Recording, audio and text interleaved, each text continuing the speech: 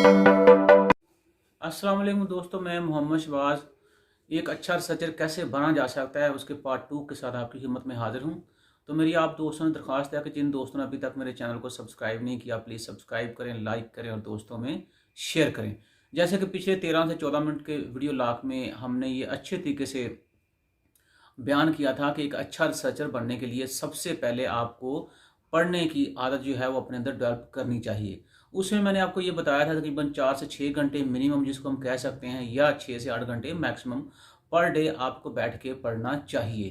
क्योंकि जब आप वन गो में अपनी ये आदत डेवलप कर लेते हैं, जैसे कि मैंने आदत अपनी डेवलप की अपने मेंटोर जो है मोहम्मद शफीउद्दीन भट्ट साहब के कहने पे, तो उसके बाद मुझे अंदाज़ा हुआ कि ये 6 से 8 घंटे पढ़ने की आदत जो है इसने कितना मुझे बेनिफिट दिया। और एक वक्त ऐसा भी आ गया था कि जब मुझे अप्लाइड इकोनॉमिक साइंस सेंटर की जो लाइब्रेरी थी वो अपने फिंगर टिप्स के ऊपर याद थी। और अक्सर मेरे मेंटोर साहब जो थे वो मुझे कॉल करके पूछते थे कि यार फ़लाँ आर्टिकल जो है वो किस जर्नल में पब्लिश हुआ है, या फ़लाँ वेरिएबल का डेटा चाहिए तो वो मुझे कहाँ से मिलेगा। तो मुझे खुशी भी होती थी, और मैं फिर वो कभी कभी अपने टीचर के साथ थोड़ा मजाक भी कर लेता था कि अब ये एईआरसी के अंदर लाइब्रेरी के अंदर जो चीज़ें पढ़ी वो मैं आपको बताया करूँ। तो मेरे टीचर साहब माशाल्लाह बड़े खुश होते, और मुझे भी अंदर से बड़ी खुशी होती थी कि मेरे अंदर इस आदत के डेवलप होने की वजह से माशाल्लाह चीज़ें कितनी मुझे फिंगर टिप्स के ऊपर याद हो गई हैं।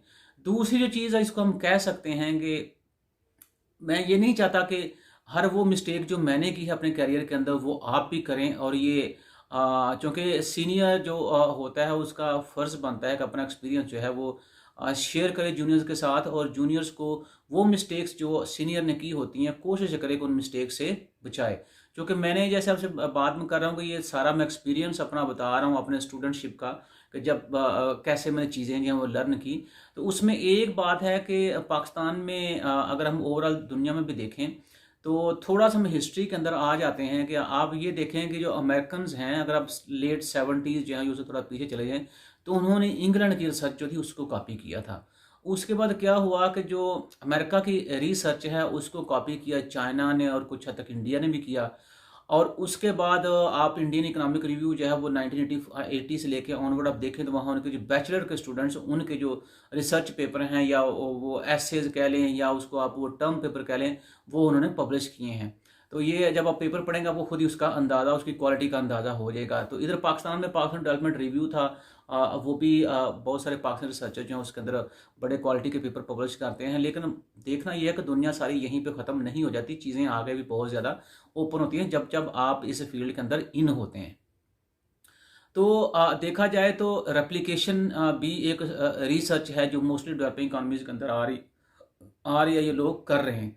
उसके बाद एक आगमेंटेशन होती है जिसको जिसको अब ये कहना, आपने किसी का मॉडल जो है उसके अंदर अपने को वेरिएबल नया ऐड किया, इंट्रोड्यूस करवाया, या थ्योरी के अंदर थोड़ा बहुत जो है वो आपने कंट्रीब्यूट किया, और आपने उसके ऊपर जो है अपना आर्टिकल या अपना थीसिस जो है वो मुकम्मल किया।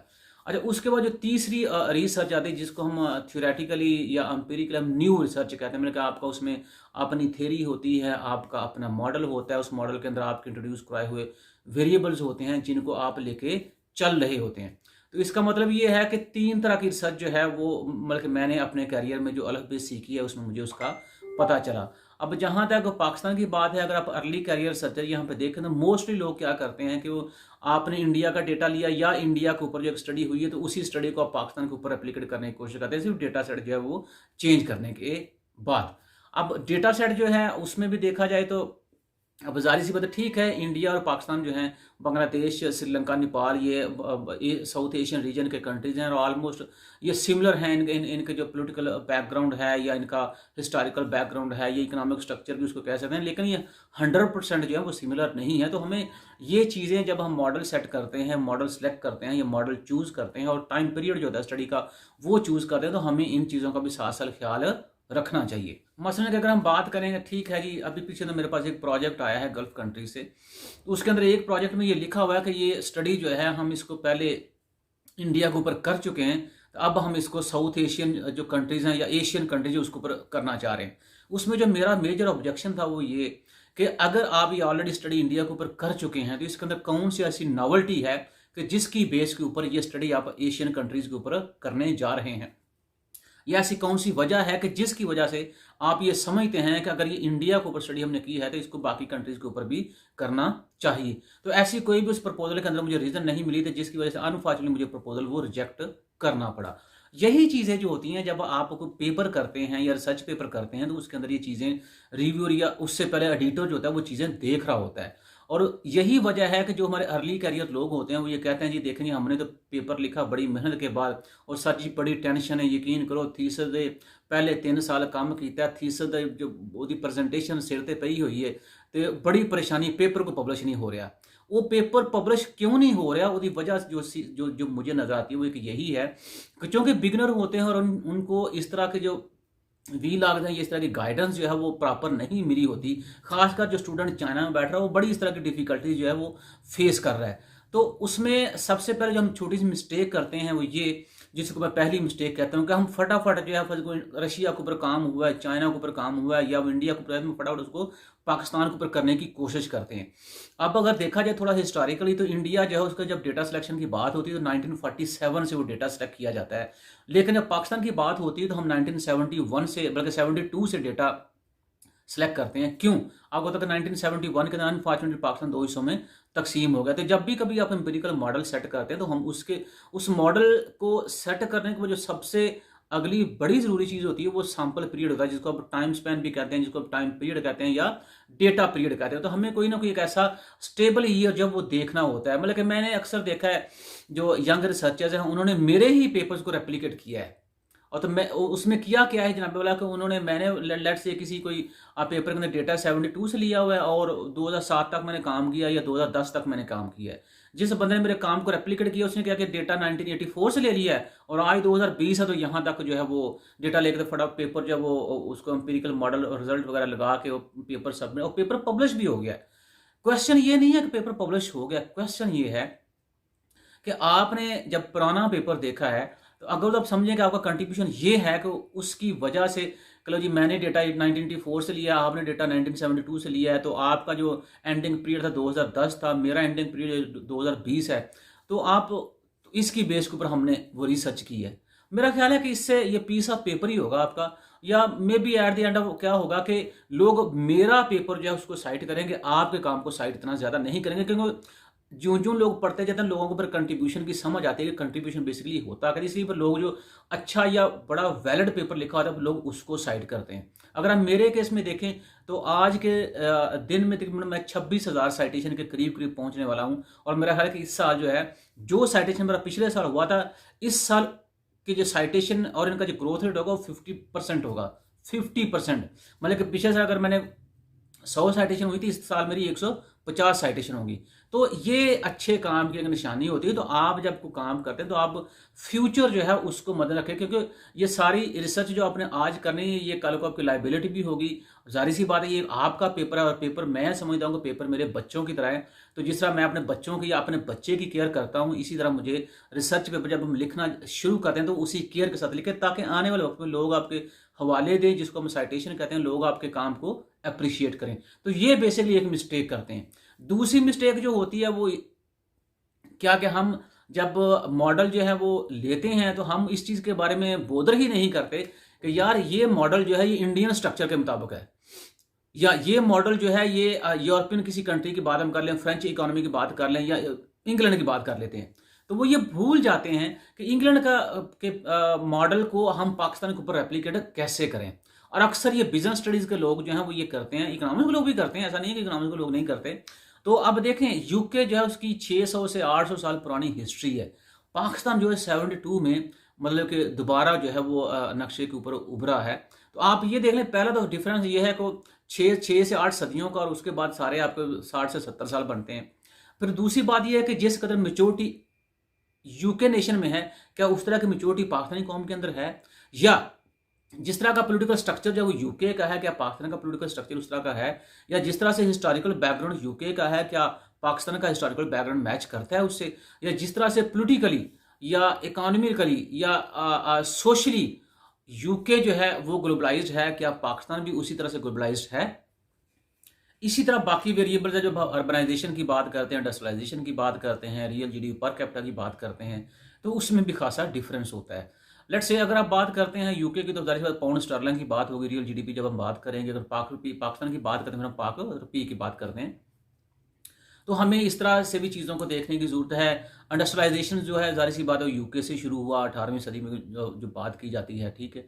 उसके बाद आप देखें बाकी कंट्री जो है उससे रेवोल्यूशनाइज्ड हुए, और वही इंडस्ट्रियलाइजेशन जो थी वो दुनिया के दूसरे कंट्री जो थे उसमें उसने ट्रैवल किया। अब पाकिस्तान जो 72 से डेटा आप लेते हैं, तो फिर उसके बाद ज़ाहिर सी बात है आपको पाकिस्तान का जो इंडस्ट्रियल स्ट्रक्चर है या इंडस्ट्रियलाइजेशन जो है उस प्रोसेस को भी मद्देनजर रखना चाहिए। तो ये छोटी छोटी चीज़ें हैं जिसको हम शुरू में अगर देखें, तो फिर उससे जो जो हमें मिस्टेक करने के हमारे चांसेस कम हो जाते हैं, अगर हम थोड़ा सा केयरफुली उन चीज़ों को साथ लेके चलें। अब अंधाधुंध जो है, अगर आप वही वो यूके का मॉडल उठाया, उसमें डेटा पाकिस्तान का चेंज किया करके लो जी हमारा जो रिसर्च पेपर तैयार हो गया है, तो वो जैसे आपसे मैंने पहले कहा कि आपको वो मिस्टेक्स नहीं करनी चाहिए जो मैं मिस्टेक्स कर रहा हूँ। उसमें ये कर सकते हैं आप कि जब डेटा सिलेक्शन की बात आपकी होगी, आपको पता है, क्योंकि डेवलपिंग कंट्रीज के अंदर ये भी एक बड़ा प्रॉब्लम है कि आपको डेटा अवेलेबल कहाँ से हो, मतलब कि हमारे डेटा अवेलेबिलिटी के सोर्सेज जो है क्या क्या, हमें डेवलपमेंट वर्ल्ड डेवलपमेंट इंडिकेटर जो वो इस्तेमाल करना चाहिए। अगर पाकिस्तान के केस में बात करूँ तो पाकिस्तान इकोनॉमिक सर्वे जो है वो इस्तेमाल करना चाहिए, या स्टेट बैंक ऑफ पाकिस्तान के जो बुलेटिन है उसको हमें लेके चलना चाहिए। और ये फिर डिपेंड करता है कि किस किस्म का डेटा आपको चाहिए। आपको डेटा जो क्वार्टरली चाहिए, मंथली चाहिए, या एनुअल चाहिए, या सब एनुअल चाहिए, या आपको डेटा जो फाइनेंशियल वेरिएबल का चाहिए, या आपको डेवलपमेंट वेरिएबल का डेटा चाहिए, या इकोनॉमिक इंडिकेटर जिसे हम कहते हैं वो डेटा चाहिए। तो वो फिर जाहिर सी बात है, और जिस तरह की आपकी स्टडी होगी, फाइनेंस की स्टडी होगी, तो उसके डेटा सोर्सेज कुछ और होंगे, या मे भी मिलते जुलते हों। अगर आप साइकोलॉजी की स्टडी करेंगे तो उसमें डेटा सोर्सेज कुछ और इस्तेमाल किए जाएँ। कुछ लोग सर्वे बेस्ड जो है काम करते हैं। अब क्रॉस सेक्शनल डेटा है, टाइम सीरीज डेटा है, पैनल डेटा है, तो हर डेटा सेट की अपनी रिक्वायरमेंट होती है, हर डेटा सेट की अपनी टेक्निक्स होती हैं। अच्छा, अब इसी बात को ले ले कि जैसे बात पहले मैं आपसे कर रहा था कि मॉडल उठाया आपने, उठा के जब डेटा सेट फिट कर लिया, अब अगली बात जो शुरू हो रही है वो ये है कि हमें कौन सी अप्रोच जो है वो लगानी चाहिए। अब अक्सर पेपर्स के अंदर, अब 1990 में जो हैंसन ने इंटीग्रेशन अप्रोच जो डेवलप की थी, उसके बाद पता नहीं कुछ की 6 से 7, ये शायद मे बी इससे ज़्यादा हो गई, उसकी साइटेशंस हो गई हों।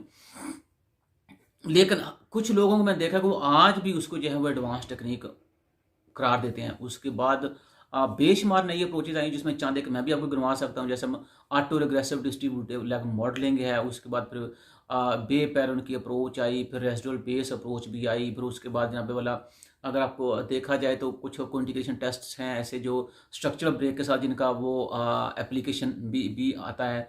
उसके बाद आप देखें बूटस्ट्रैपिंग ARDL आ गया। आज का लोग जो हैं वो नॉवल ऑटो रिग्रेसिव वो डिस्ट्रीब्यूटिव लैग मॉडलिंग इस्तेमाल कर रहे हैं। हमारा भी एक टेस्ट जो है वो रिकर्सिव बूटस्ट्रैपिंग ARDL जो है बस हमारा वो कहना है कि चंद दिनों मार्केट के अंदर आने वाला है। तो डिपेंड करता है कि आपका जो डेटा सेट है उसकी नेचर क्या है, उसके मुताबिक जो है वो अप्रोच जो है वो सिलेक्ट की जाती है।